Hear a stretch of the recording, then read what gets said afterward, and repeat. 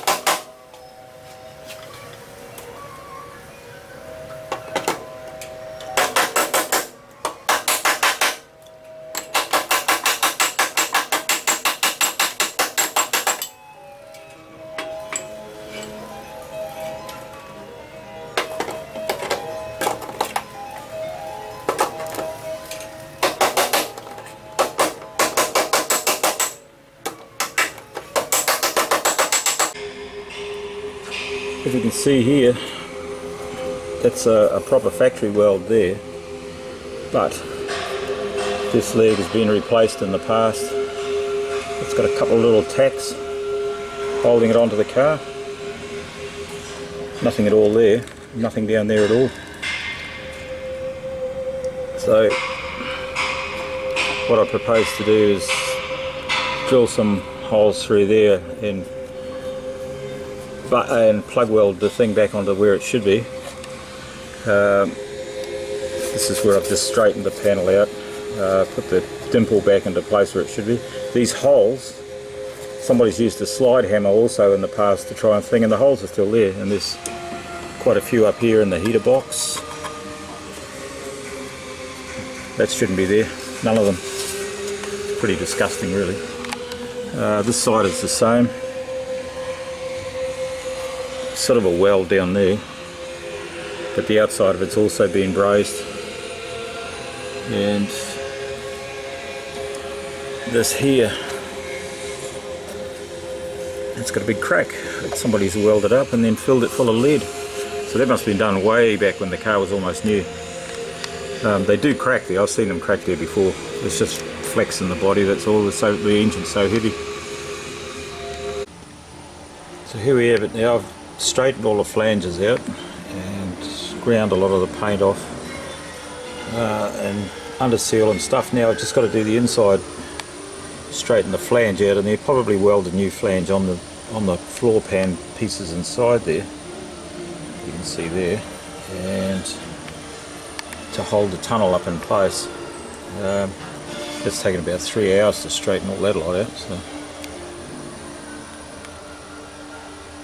what had happened was, when it was in a praying in the past, there was 2 big bolt marks here, and they were the bolts on the top of the bell housing. As the engine came back, it went slammed straight into there and punched 2 big round holes in there, so I've had to straighten all those out again. You won't see any of this with the car, with the motor back in the car, but that's beside the point. It's got to be done properly.